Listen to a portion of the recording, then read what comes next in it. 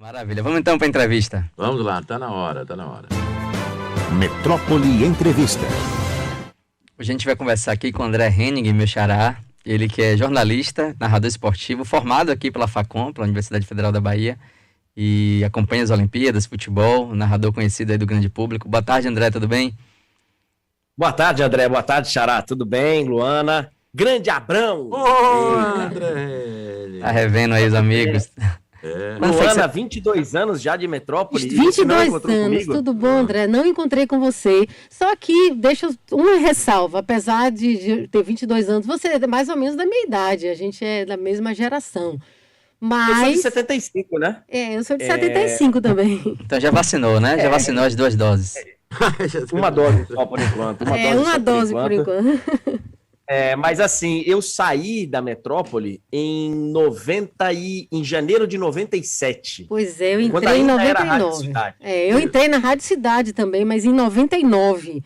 Então por isso que a gente não se encontrou. Mas claro que a gente se encontrou pelo telefone, né? Porque eu sempre marquei entrevistas com você. E nos encontraremos também, porque eu já falei com o Chico e com o Mário que a minha vaga tem que estar reservada aí, que eu vou voltar logo, viu? Tenho certeza disso. Já um anúncio aí, já podemos manchetar isso aí. André Henning já anuncia a volta para a Metrópole.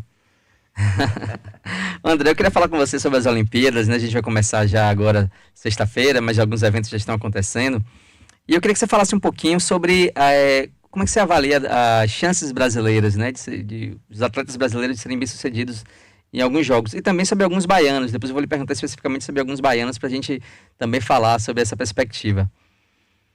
Olha aqui, André, vai ser uma Olimpíada muito diferente, eu acho. O Brasil ele vai com aquelas mesmas as expectativas quase de sempre, né? O Brasil sempre tem chance no vôlei, o Brasil sempre tem chance no vôlei de praia, judô. O Brasil sempre tem muita chance no judô, o Brasil sempre tem muita chance no futebol. E eu acho que vai ser isso, tá? Recentemente, o Brasil desenvolveu uma tradição aí de boxe, beliscar uma medalha, na canoagem, que né, a gente pode inclusive conseguir 2 medalhas. Inclusive com o baiano, né? O Isaquias Queiroz. O Isaquias pode ganhar 2, né? Ele é muito favorito a uma de ouro no solo, tal, ele sozinho. Então, assim, o iatismo, que a gente sempre consegue uma medalha ou outra.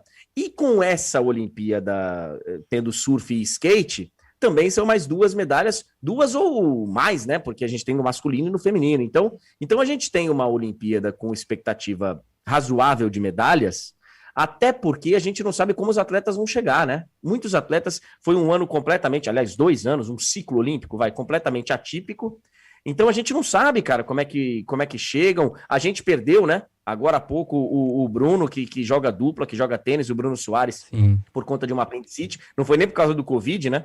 Foi por causa da apendicite. Mas eu ainda vejo a Olimpíada como algo que vai ser bem diferente do que a gente está acostumado a ver e com muitos imprevistos, muitas surpresas eu acho que vão acontecer pela preparação ter sido diferenciada para muitos atletas e também pelo que vai acontecer lá. Porque a gente já tem aí quase 100 casos de Covid dentro da Vila Olímpica, entre atletas. Então vai ter que ter atleta isolado, vai ter que ter times isolados. Então eu acho que a gente vai ter uma montanha russa de emoções nessa Olimpíada de Tóquio. Você cita uma coisa bem interessante aí, que outros especialistas também já têm falado, sobre essa queda de desempenho, né, geral, né? A gente sempre vê uma evolução, pulverização de recordes a cada Olimpíada, né? Porque o nível de fisiologia aumenta muito, a qualidade dos atletas, mas nessa, muitos estão apontando que pode haver uma perda, porque o treinamento não foi o adequado nesse ciclo olímpico. Queria que você falasse desse ponto mais específico e de uma outra questão também, porque na última Olimpíada, na Rio 2016, o Brasil conseguiu, por jogar em casa, né? Conseguiu evoluir em vários esportes, né? Quando não ganhou medalha, mas teve bons resultados também. E nessa, pelo menos você não parece estar tão otimista que a gente repita um desempenho tão favorável quanto foi há 4 anos, há 5, na verdade. Eu, na verdade, André, assim, eu não acompanhei muito de perto esse ciclo olímpico, né? Mas eu sou um cara de ter ido a 3 Olimpíadas, de ter visto de perto, e toda vez que termina a Olimpíada, a gente meio que se anima e fica, né, contagiado pelo clima olímpico, vamos investir no esporte e tal. E no final das contas, cara, não é o que acontece. Então, a verdade é que a gente não investe. A gente vai ter lá medalhistas de esportes que ou são guerreiros individuais, né? Caras que sozinhos têm seus talentos e com um mínimo de ajuda conseguem desempenhar e conquistar medalhas. Outros esportes que têm aí o seu apoio já, o vôlei que é consagrado, o futebol, as meninas começaram muito bem hoje, por exemplo, tal. Mas, no geral, a gente trata muito mal o esporte olímpico. A verdade é essa. Então, não dá para a gente chegar na Olimpíada achando que, nossa, vamos competir de igual para igual. Nessa, pode até dar, porque tem muita gente abaixo do índice, como você disse, abaixo do nível que eu imagino que eles que quisessem estar nesse momento. Mas a verdade é que é duro, cara, você abraçar o esporte olímpico do Brasil com tanta carência de apoio, tanta carência de investimento. E aí chega na Olimpíada, a gente começa a achar, não, vamos ter 20 medalhas, a gente vai conseguir e tal. Sim. E chega na hora, não é bem assim, porque a gente não está nem acostumado aos momentos, sabe, psicologicamente que exigem, que você precisa estar focado, precisa ter experiência, rodagem. E a gente consegue aquelas medalhas ali desses pontuais atletas que sempre nos apresentam resultados muito bons. Mas eu cada vez que chega a Olimpíada, que eu vejo todo mundo animado, eu fico meio assim, cara, a gente não investe em esporte, a gente não é assim, a gente não é uma potência olímpica. Adoraria que fôssemos, mas não somos, né? E é curioso isso que você fala, né? Porque o Brasil em geral, e aí inclui também a imprensa, a cobertura midiática, enfim, parece que a gente só lembra que existem outros esportes em momentos como esses, né? Na Olimpíada, por exemplo, tem vários esportes, vamos noticiar, vamos falar disso, mas em geral a gente não dá essa cobertura devida, né? E aí a gente inclui inclusive a crítica até a nós, jornalistas e pessoas que gostamos do esporte. Dúvida. Como a gente não abre o mesmo espaço, né? No noticiário e da cobertura também. E outra, André, chega na hora da Olimpíada, a gente vai cobrar os caras da mesma forma que a gente está acostumado a cobrar jogador de futebol, que está no top, ganhando salários altíssimos, com toda a estrutura para desempenhar. A gente meio que se transforma em especialista a cada 4 anos. E não somos. Não somos. Salvo raras exceções, e realmente nós temos na imprensa, sabe, gente que entende demais, gente que, ok. Mas são raras exceções. E aí nós, público, agora falando como torcedor, a gente também, aí, tá vendo? Esse cara aí chega na hora H amarela, aí chega na hora H.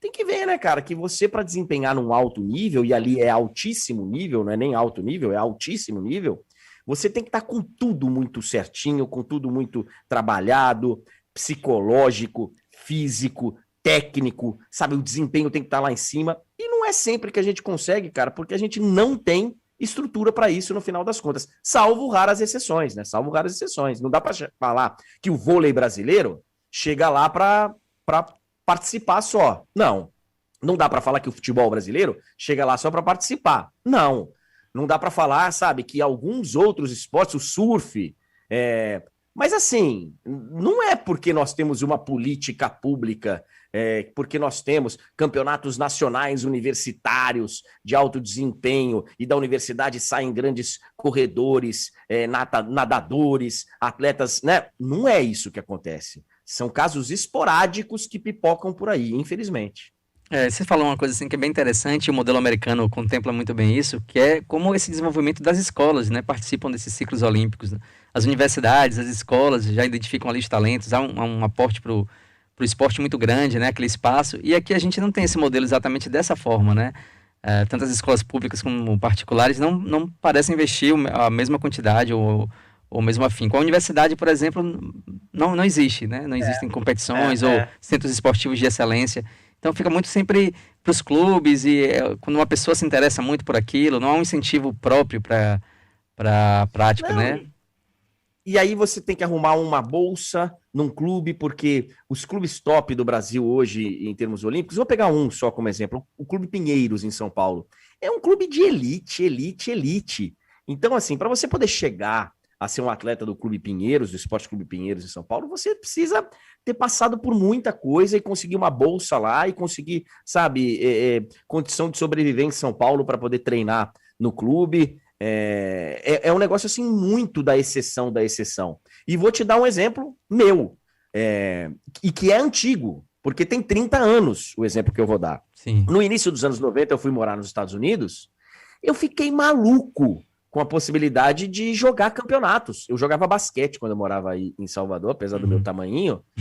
E aí, quando eu estudava no Colégio São Paulo, aí no Itaigara, a gente tinha um jogo, cara, por ano, uns jogos Jocopar, que chamavam os jogos dos colégios particulares. Colégios particulares, aí jogava, era famoso. Aí jogavam uma partida contra o Salesiano, uma partida contra o Vieira, contra o Marista, o 2 de Julho, às vezes contra o Social, o Isba, né?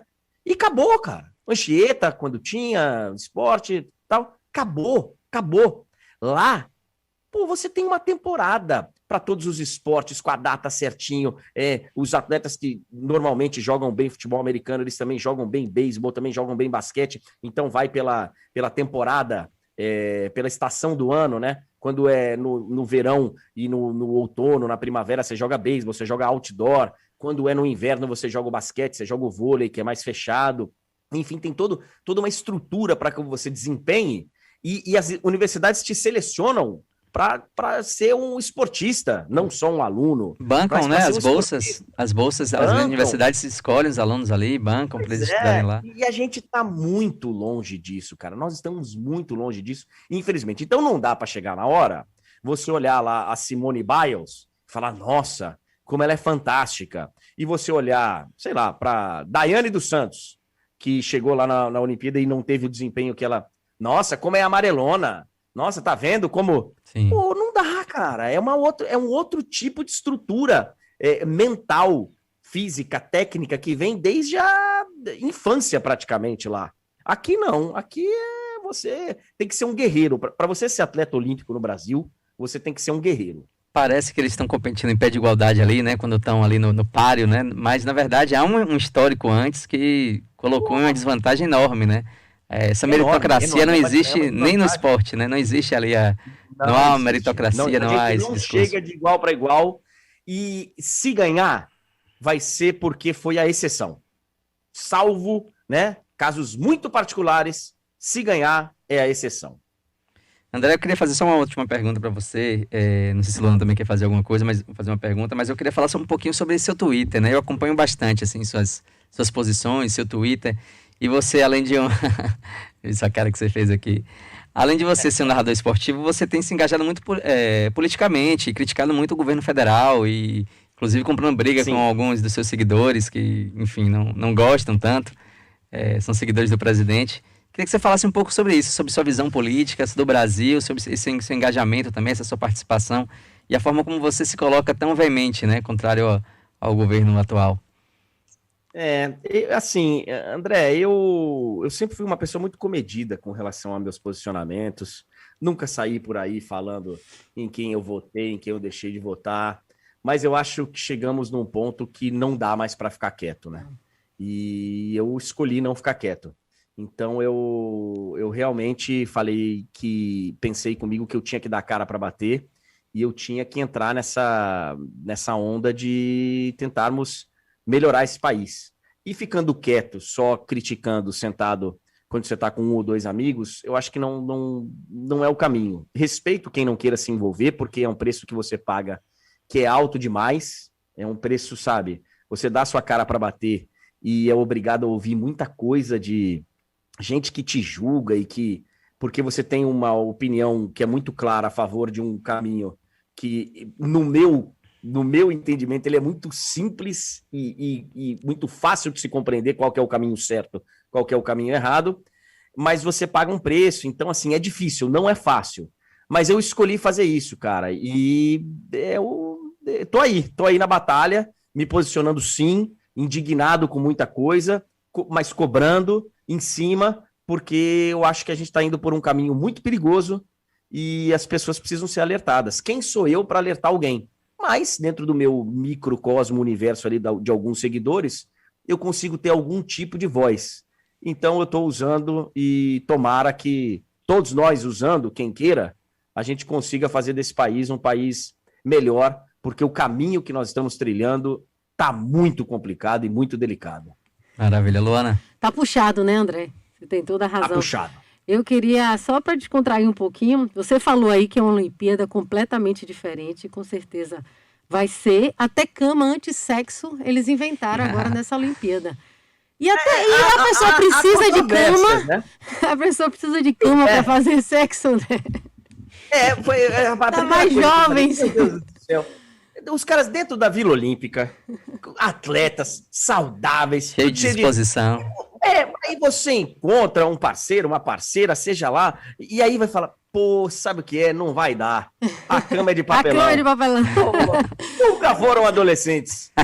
Nunca. E agora, quem não vai usar essa cama, com certeza é Gabriel Medina, né? Porque depois dessa confusão aí com a esposa, que não vai, acabou não indo, ele com certeza não vai usar. Agora, pretendo, pelo menos, que traga a medalha, né? Não dê desculpa que tá triste, com depressão, com saudade da esposa. Você até tweetou sobre isso também, né? Foi, André, eu vi você falando que com você, quando foi para uma Olimpíada, você foi de qualquer jeito e tal, para cobrir. Aliás, eu tô até perto aqui da terra dele, ele é de Maresias, né? Aqui pertinho, eu tô no litoral. Cara, eu fui à minha primeira Olimpíada em Atenas, em 2004. 96, Atenas 96. Eu falei o quê? 2000? Não, Atenas é 2004, é verdade. 96 é Atlanta. Deveria ter sido 96. Deveria ter Atlanta, sido, né? 96. Porque seria o centenário da Olimpíada. Sim, mas verdade. aí fizeram em Atlanta. Então eu fui em 2004 como repórter. Foi uma cobertura que a rádio, onde eu trabalhava já em São Paulo, ela decidiu meio que em cima da hora. Então, cara, foi uma Olimpíada caótica em termos de logística. O hotel era ruim porque era o que tinha. E era caríssimo, e tudo caríssimo, e cara, eu fui com o que tinha e feliz. Era a minha primeira Olimpíada, e assim, voltei uma pessoa transformada, não só porque eu me transformei em narrador, sem querer, na Olimpíada, mas porque eu voltei com uma experiência de vida, e de conversar com gente do mundo inteiro, e de viver aquelas 2 semanas que são, assim, tem gente que ama a Copa do Mundo, tá? O dia que o cara for numa Olimpíada, ele vai olhar pra Copa e falar, pô, é só isso? Porque a Olimpíada é realmente só tem futebol. Fantástico. Só tem futebol, e tem dia que não tem nada, né? Tem dia que, pô, demora 3 jogos pra ter 3 dias pra ter um jogo. As fases finais, é verdade. Na Olimpíada não, cara, você sai de um, vai pra outro, você sai de uma tristeza e entra em outra. Eu tava no jogo de vôlei que o Brasil não conseguia fechar, 24-19 contra a Rússia, e perdeu, e o Brasil perde a vaga na final. Na semifinal lá, né, das meninas, e aí o Brasil perde, pô, a gente vai lá, entrevista o Zé Roberto, entrevista as meninas e tal, atravessa a rua, tá rolando a final do futebol feminino, Brasil e Estados Unidos. Então a gente já sai de uma tristeza para outra, que também acabou sendo tristeza, mas enfim. Você não foi muito pé quente, assim, não. Mas tem muita coisa acontecendo. O dia que eu vi minha primeira medalha de ouro, minha, né, imagina, como repórter, né, o Robert Scheid, conquistando a medalha de ouro, ele recebe um telefonema do presidente da República ali na nossa frente. Deve ser uma emoção maravilhosa. Pô, é um negócio de louco, cara, aquilo, você vê o cara com um hino nacional ali, e o Medina tá falando que não chega a 100% porque a namorada não vai. Pô, desculpa, gente. Pô, não dá, cara, não dá. E ele é favorito, né, André, quando se tem muito de esporte, mas ele é o favorito, né?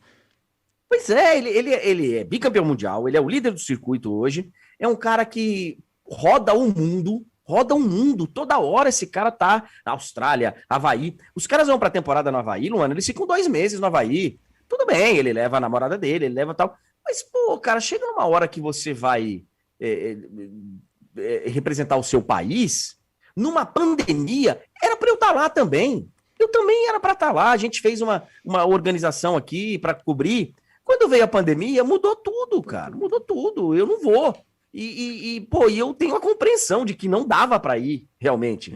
E o cara ficar de mimimi, porque a namorada não vai. Pô, cara, assim, é triste, viu, velho? É triste. André, pra encerrar, eu quero fazer um pedido aí, um pedido meu mesmo como torcedor. Eu queria que você desse aquele grito de "Bora Bahia!", que você sempre faz nas transmissões. Mas também faça um do Vitória pra agradar a menor parcela aqui do torcedor do estado. Que pedido. Mas aí, como é que eu vou fazer o do Vitória? Abrão, me ajude aí, qual é? Pega Leão, talvez. Pega Leão? Pode ser, Pega Leão. Pega Leão! André, obrigado. Tô com saudade. Legal. André, quem tá mandando um abraço pra você aqui é Marco Antônio, que trabalhou aqui com a gente também. Marcos disse que rolava um lanche na Deli Pães todo dia depois do jornal. Lembra de Marcos Antônio, André Rene? Claro que eu lembro. Oi, rapaz, André. eu pegava o ticket, o Vale Transporte, e saía aí do Jornal da Cidade, primeira edição, na época, e ia correndo ali na Deli Pães e trocava Vale Transporte por 2 dias. Rolava muito isso, velho. A máfia do Vale Transporte. Ô, André, só para finalizar, uma curiosidade. Falando do futebol brasileiro, né, categoria no masculino, tradição que o país tem nessa coisa do futebol, mas em participações em Olimpíadas, um histórico magrinho, né? Conquistou um ouro em 2016, não é verdade? Você acha que... A gente teve o ouro... Abrão, assim, eu já acho que futebol olímpico já não deveria ter, né? Futebol... Porque esses caras todos, cara, já estão, sabe, é uma outra história. Já tem a Copa do Mundo deles, outro nível, né? Ou você devia fazer para garotos só, porque eles fazem sub-23, podendo chamar 3 ou 4 de... Que agora é sub-24, né, por causa do ano que atrasou. Então, é uma Olimpíada sub-24, com 3 jogadores que podem ser acima da idade, ou seja... Daniel Alves, por aí. Pois o cara já jogou... Perde um pouco do espírito olímpico, né? Também acho estranho, cara. Perde. Então faz, sei lá, sub-19, não sei. Mas primeiro que eu já não vejo sentido. E segundo, cara, que o Brasil deu um valor para a Olimpíada de 2016. Chegaram até, Abrão, a falar que o Brasil estava vingando a derrota do 7-1 para a Alemanha. Não colou, não. A gente viu a medalha. Para, velho. Nada a ver, nada a ver. C da Alemanha. O time da Alemanha era a terceira seleção da Alemanha. Foi nos pênaltis, fez outra circunstância, nada a ver. Diferente do feminino, que luta bravamente ali. E hoje de manhã já demos uma goleada na China. Tá merecendo uma medalha de ouro, velho, claro. E a gente merece. Essa final olímpica de Atenas, que eu falei para vocês, a final foi Brasil e Estados Unidos, nós perdemos de 1-0 da seleção norte-americana. Um jogo meio esquisito, juizão parecia que estava na mala, e o Brasil perdeu, tinha a chance de ganhar o ouro, mas tomara que agora. E a Marta hoje de manhã se tornou, hoje de manhã no nosso horário, né, a primeira atleta, a primeira jogadora, ou jogador, né, primeira jogadora de futebol, a fazer gol em 5 Olimpíadas diferentes. E ela merece, esse título para ela seria, essa medalha seria o máximo, não, André? Seria para ela e para a Formiga. Para a Formiga também é outra, é verdade. 7ª Olimpíada. Desde Atlanta 96. Ela é realmente desde Atlanta. Como atleta em 7 e como jornalista em 7 Olimpíadas já é difícil. Mas você vai lá barrigudo, você vai lá do jeito que der. Como atleta? É espetacular, espetacular. A gente tem que valorizar. Baiana, Formiga. André, eu agradeço muito sua conversa aqui, suas informações. Vamos acompanhar essa Olimpíada e a gente volta a falar com você durante esse ciclo olímpico. Que dê tudo certo, né, nesses próximos dias. Eu que agradeço. Abração para você, abração Abrão, abração para Chico, para Mário, beijo Luana e para toda a audiência aí. E me aguarde. Beijo, André. Olha, avisou. Olha. Abraço, André. Parabéns pelo sucesso. Rapaz, aí a vibração dele na narração, não é verdade? Eu gosto muito da narração vibrante. Eu gosto muito desse grito de Bora Bahia. Ele foi mais tímido aqui, mas ele tem um grito vibrante. Aí quando eu tô acompanhando